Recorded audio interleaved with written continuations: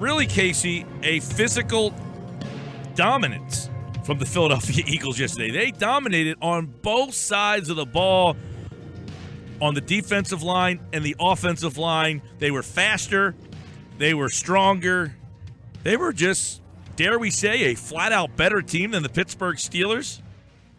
That's not a team that you can usually go in and punch them right in the mouth, and that's exactly what Philadelphia did. 29 yards rushing allowed. That's it. And Pittsburgh, he'd come into the game after first couple weeks, they were sixth in the league in good blocking rate. Metric I have that measures how good run blocking is for a team.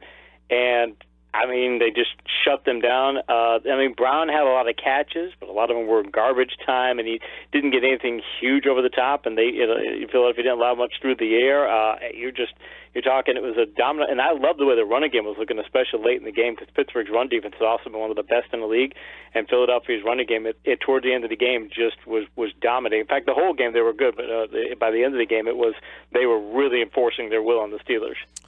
Let me ask you this. We talked a lot about this matchup, and the one stat we brought up a lot was they're number 2 in the league against the run. They'd only given up 101 rushing yards. Matthews goes out, so Smallwood and Barner come in. What was it about the Eagles' rushing attack that enabled them? Because that was really the narrative leading up to this game. If the Eagles can somehow run the ball, they can stay in the game. It wasn't like they could win the game, most people thought, that they could be in that game. Not only did they win the game, they ran it away, but they were able to run the ball against Pittsburgh late. Why? Yeah, and here's the thing is that I think maybe we underrated the Philadelphia offense and their running ability, run blocking ability. Last year they finished 4th in the league in that good blocking metric I mentioned earlier. They had a 42.2% rate in good blocking rate. After this game, they've got a 43.3% good blocking rate. They're blocking better this year than they were last year, and according to that metric, they were a top 5 team. And here's the other thing is that their backs are gaining solid yards when they get good blocking, but even Barner's getting 10.5 yards per carry when he gets good blocking. If you're in double digits in that category, you're in elite territory, and he's done it on a smaller carry count, so we can't put him up there with the top guys yet, but I mean, you've got all the backs are putting up good numbers, and you've got Barner putting up great numbers. It says that the Eagles, I mean, even with Matthews being hurt, this is a running game that you're going to be able to lean on pretty heavily. Last year, obviously, with Chip Kelly, they had a totally different rush offense. It was more spread, more decision-making from the quarterback here. What kind of rushing attack is this Philadelphia? How would you describe this rushing attack? It's a power rushing attack. They do a lot of gap plays where they go in and attack at one particular gap. And what I liked a lot about this matchup or this running game as well is that when they attack that corner like that, you need a back who's going to hit that hole decisively and quickly, and especially Smallwood. I thought Smallwood looked fantastic at the end of the game where he's just getting up there, and you've got to trust those blockers are going to make those blocks. If you're going, hey, you're going right tackle, going to the six hole, you need to just go to that hole. You can't hope that they, if they didn't get the block to the six hole, I'm going to cut it back to the left side. You don't do that. You just go right to that hole. Smallwood just waited for the blocks to develop, but as soon as those blocks hit that gap, he's getting right upfield. And the Steelers, by the end of the game, you could tell they were getting frustrated that, hey, we can't, these guys are beating us at the point of attack. They're shoving us off the ball, and their safeties are coming up. There was one play where Mitchell just at the end of the play kind of just threw his shoulder halfway into their free safety, just threw his shoulder halfway into a tackle. You could see afterwards he was just frustrated. I don't think by the fact that he missed a tackle, but the fact that, my God, this guy got upfield and there was nobody besides me to be able to stop him. Everybody else got blocked. The Steelers were frustrated by the end of the game. Oh, I know which play you're talking about, where he made that tackle about 8 yards down the field, and it was just like, really, guys? Like, really? You got this guy running full steam ahead right at me here, and I got to down 34-3. I got to make a stop like this. Here's Wentz. We obviously talk about him a lot leading up to this game, but give me some things that you could tell our listeners that stand out about the game he has yesterday, because he makes a couple plays that are instinctual. He makes a couple plays that are because, in my opinion, he studied the film and saw it, and he makes some plays just because he's poised and calm in the pocket. So what are some things that stood out about some of the plays that Wentz makes yesterday? I want to start off by noting that I'm writing an article. Actually, I submitted the article already, and it should be posted, I believe, tomorrow on ESPN's Insider section, talking about how Wentz, I mentioned last week that he might be the best rookie quarterback I've seen in 14 years of doing this. Man, you based on the Twitter reaction, you'd think that I'd insulted some of these people's families and things, and now there's an even stronger case for it. So I'm writing an article to back it up. But one of the things that stands out for Wentz to me is that they talk about that he has no interceptions. He's got the NFL record for most passes at the beginning of a career without throwing an interception. He doesn't have any bad decisions in there either. This is not a matter of just the luck and the happenstance where he's near those 0 interceptions. He hasn't made a bad decision, which is where a quarterback makes a mental error that leads to a turnover opportunity. None of those. That's fantastic for a rookie. He's got no near interceptions. It's not like he's had a couple of passes that could have been picked and got dropped. There's nothing that's even been a near interception this year. So when you add those elements to the fact that he's averaging 13.5 yards on vertical passes, and I think 13.5 yards on stretch vertical passes, that's passes deep downfield. I mean, he's doing a fantastic job in every way that you can imagine. Yeah, obviously he's standing out. I mean, he is making some brilliant plays. I want to get your opinion too on the play calling from Doug Peterson. I mean, he was asked about it today. He said, "Look, I'm thinking a couple of plays. He's calling plays, setting things up a little bit down the road." What to you makes a good play caller? I mean, the art of being a play caller. Yeah, it is the setup element where you're trying to do things to get the team to do what you want them to do or get them to react in a particular way. What I loved about Philadelphia yesterday is how they were executing the screen game. They were doing some double screens, where double screen is where you fake like you're throwing a screen to one side and then you throw a screen to the other.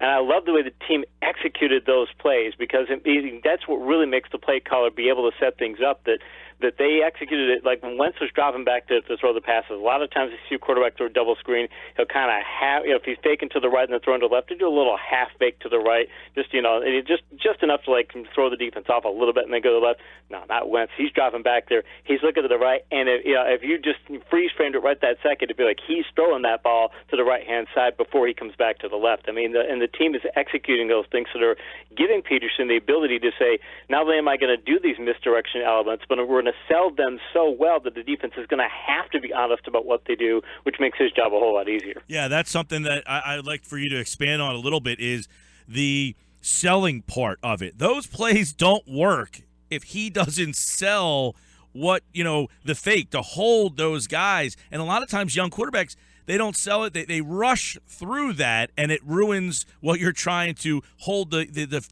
defenders for.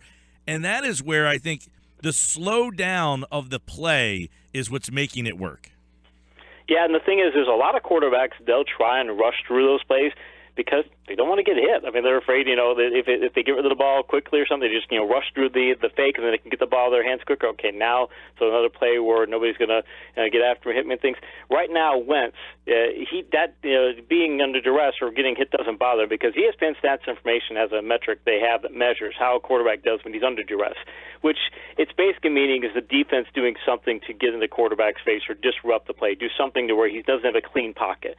Wentz right now is 8th in the league in total QBR, which is an ESPN quarterback metric. He's 8th in the league in total QBR when he's under duress. I mean, he's got like a 90.6 rating, and it's like a 1 to 100. So he's at a 90-plus scale in this really difficult category when people are putting him under duress. He just doesn't feel the pass rush, and so he can go through and make those fakes because he's just, he's oblivious to the pass rush, and, hey, I'm not going to be afraid of these guys, and it lets him do those things, which, again, just leads to everything else. Now he's doing that properly, which leads to the play calling, be able to do more things in the play calling. They've got something special in Wentz right now. It wasn't just their offense, Casey. Their defense dominated too. Jim Schwartz, no touchdowns. They held, as you mentioned, 29 yards on the ground. Antonio Brown got his, but they made Ben Roethlisberger look confused at times. And look, Ben had time. There wasn't anybody open, it seemed like. There wasn't, and I mentioned that good blocking rate category earlier. It's difficult to put on, to say to measure it based on how little Pittsburgh ran the football, but they only had good blocking on one running play yesterday. I mean, they were being shut down in good blocking. Philadelphia was absolutely dominating the front, and we talked over the past couple of weeks that, hey, Philadelphia is really playing well against the run. Cleveland, they gave a couple gimme plays to Cleveland at the end, but they dominated that game, and they dominated Chicago in the running game. And it was, hey, can they do this against Pittsburgh, who, after week one, Pittsburgh was second in the league, and they were, I believe, sixth last week in the league in good blocking rates. I mean, this was a dominant offensive line, and Philadelphia just completely shut them down. And, again, some of it's game situation, but even when the game was close, Philadelphia wasn't giving Pittsburgh anything on the ground. Yeah, Cox obviously is the big name, but Brandon Graham might be, the most disruptive defensive end right now in football. And you got Benny Logan playing at a high level, and we haven't even seen Vinny Curry, who got a lot of money and a lot of people thought would be a good fit in this defense. It seems that one of the reasons is he's getting doubled a lot himself on that other side. So they only blitzed twice yesterday. They're getting pressure without blitzing, and that's usually the sign of a good defense. Yeah, Al Davis used to say that he wanted to be, people would ask him, why don't you blitz more? Even his personnel people would say, well, should we blitz more, Like, no, we have to be able to get a pass rush without blitzing. And in Philadelphia, they get 4 sacks yesterday. They get 8 quarterback hits yesterday. 8 quarterback hits. I mean, that's against a very, very good Pittsburgh offensive line.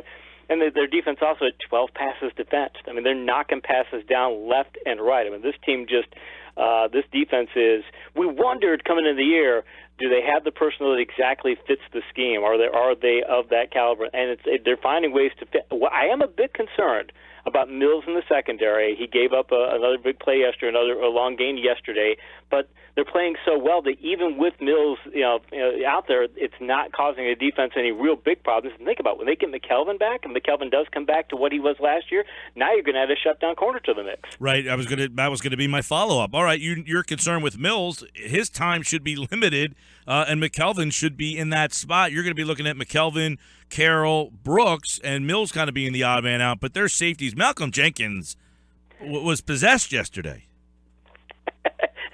He was, and that's the thing. If you usually can't cover up, and it is a concern because you usually can't cover up a personnel weakness. And Mills, I am concerned that what we're seeing out of him the last couple of weeks, that's what he is. He's just, he's a hit or miss guy, and you don't want one of those in your second. But he's your dime corner, you can probably deal with it better. You'd ideally like him to be your fifth corner at best because dime corner can get out there and have a lot of playing time. But I'd like to see them be able to rotate him out of the lineup. But again, with the safeties playing as well as they are, and even with Mills playing hit or miss, even if he gives up a 20-yard gain, okay, it's not enough to really make the to hinder the defense. When you're getting the kind of pass rush there and you're getting good help over the top, you can at least limit what Mills is going to do to that defense if he's out there. All right, let's take a look at some of the other games. But before we go to some of the other games, I do just want to. All right, 3-0. They just beat the Steelers. The first two, it was the Browns. It was the Bears. Yesterday, it's the Steelers. Now what? What is the view from the football scientists when you look at Philadelphia now? What has changed about the way we view Philadelphia? It all starts with Wentz. I mean, as great as everybody else is playing, it all starts with Wentz. That you've got that. Wentz reminds me. I mean, that you heard about people comparing it to Roethlisberger and things. I remember breaking down the Steelers back then, and it was, Roethlisberger. You could see that there's a raw talent here, and if he plays as well as he can play, you could be talking about a future superstar. Wentz already looks like a future superstar today. I mean, I got to put it this way. Ernie Accorsi, the old Giants general manager, also was general manager with a number of other teams, a personnel legend in the league. He always said that if you've got a franchise quarterback, there's no price that's too high to pay for a franchise quarterback. That's how important they were. You could trade your entire draft to get a franchise quarterback, and it'd be worth it. Wentz, the way he's playing right now, he looks like a franchise quarterback. And if that's the case, by the way, Week 5 and Week 6, they play Detroit in Week 5, I believe it is, and Washington in Week 6. Those teams ranked 32nd and 29th in total QBR allowed. So I think the Wentz Express is going to continue for the next few weeks. That will be, 2 weeks, Detroit, then Washington, and an interesting matchup setting up for Week 7. Sam Bradford and the Vikings will be in Philadelphia. I think the last time they were in Philly was on a Tuesday night with that snow fiasco that happened a couple of years ago. But Bradford back in Philly, that defense very good. Let's start with them and their defense. We talked about it a couple of weeks ago. I thought they were a playoff team even with Shaun Hill. You saw why yesterday. How good is the Viking defense? They can impose their will on another team. I mean, 8 sacks, 3 interceptions, and they were every bit as good as those metrics would indicate. that defense they even have some personnel issues. They've got a couple people banged up, and it doesn't matter. I mean, that's how good they are. Zimmer's one of the most creative coaches in the league, and the point. Their running game still isn't where it should be or could be. So this is a team that's not even playing at the level that it could be, because Bradford didn't play quite as well as he did in his first game, and so the run game is still not where they were last year, because they were a top 5 team last year, and the run game was better yesterday, but still wasn't great. So I mean, if you add that defense to Bradford getting better and a running game, if they finally get that running game going, because McKinnon and Asiata will do just fine if they can get good blocking. I think Minnesota's a Super Bowl contender. I don't think they're a playoff contender. I think they are a true Super Bowl contender. Wow. All right. A couple other interesting games. How the heck does Arizona get its doors blown in by Buffalo?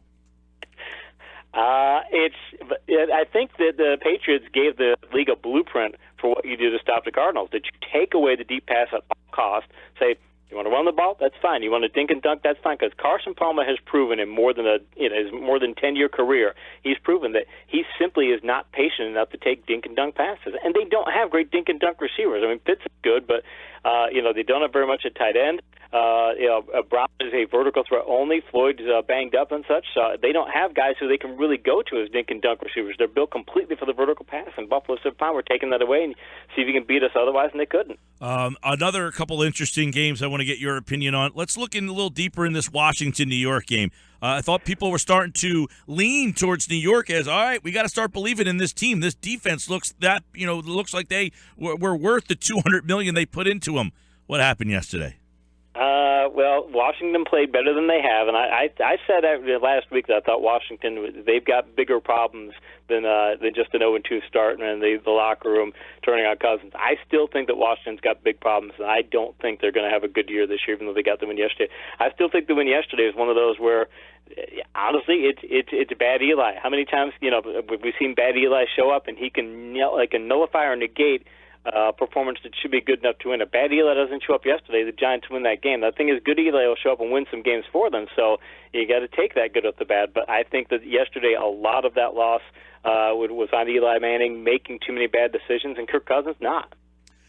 Yeah, Cousins had been bad. I mean, let's be honest. He had been poor. Why did Cousins?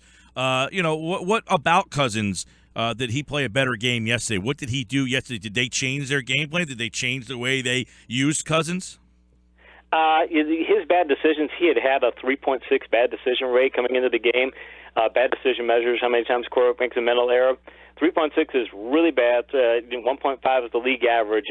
But the thing is, Cousins is just making a lot of – they weren't – sometimes you'll get a bad decision because the defense is just doing something to confuse you. The defense gives you some kind of a read that you think you have, and then you end up throwing a pass in coverage because they fooled you. That wasn't the case with Cousins. Cousins was just saying, I can make this pass, but back across the middle, I can make this pass, and getting rushed, and I'm just throwing the ball up in the air. He's making those kind of crazy bad decisions. And yesterday, he did not make those kinds of bad decisions. He actually kept his cool and kept his composure. I think they probably talked to him and said, just don't make those mistakes, and maybe we would have already won one game. And Eli makes a couple of those mistakes, and Cousins doesn't. And that's why bad decision rate is important, because if you get a big disparity there, it usually leads to a loss for one team. Real quick, Casey, you said 1.5 is average. Where's Wentz in the bad decisions?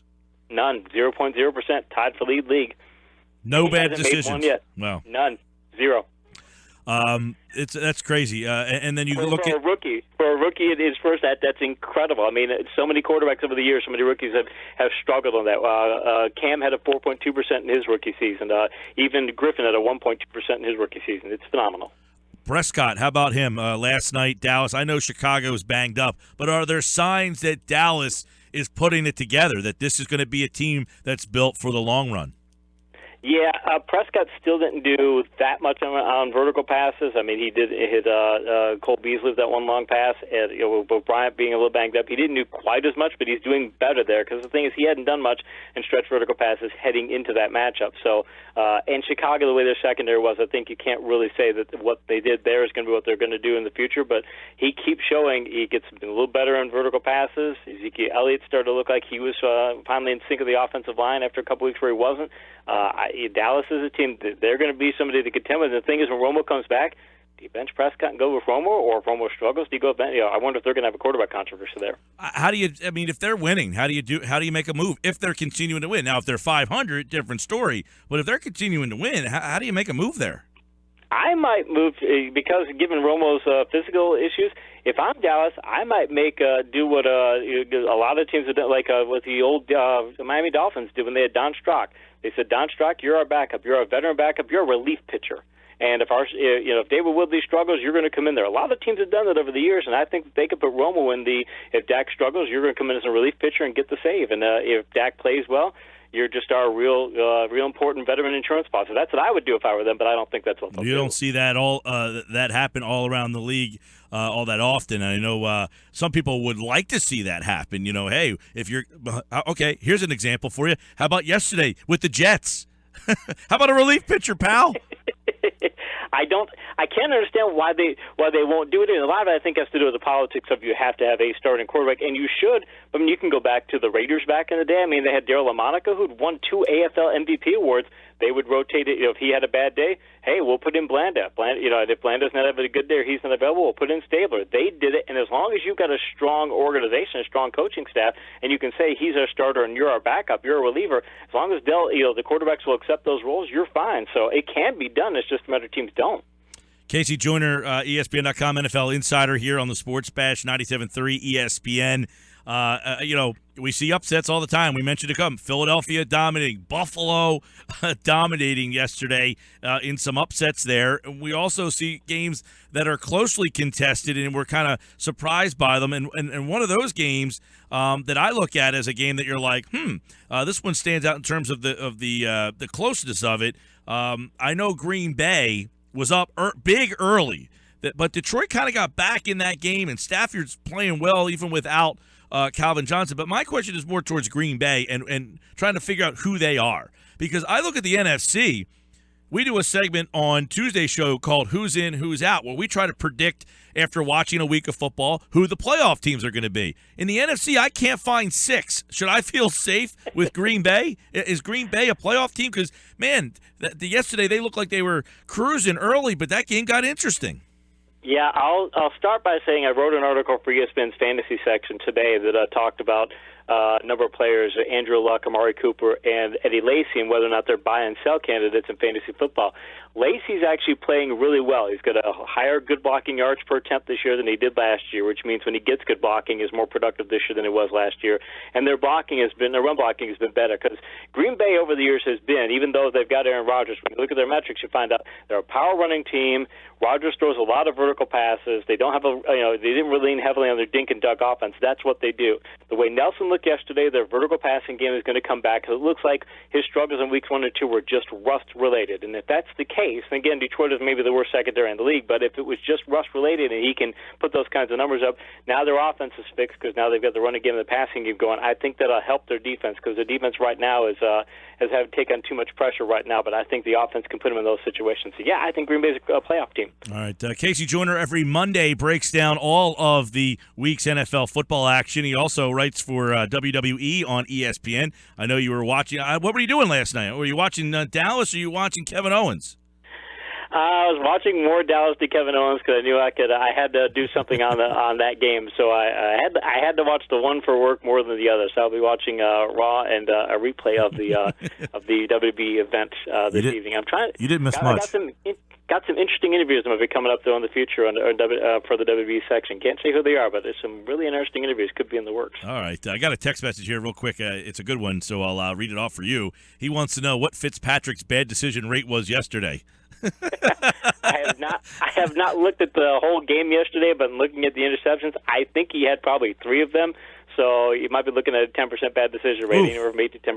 Yeah, which is just abysmal. You can't. That's terrible. I mean, that would make Jay Cutler or Brett Favre embarrassed. All right. Follow him on Twitter at KC Joyner TFS. And check out ESPN.com NFL Insider section for more from KC Joyner, and also the ESPN WWE coverage as well for all you wrestling fans out there. All right, pal. We'll talk to you on Thursday. Sounds great. Appreciate it.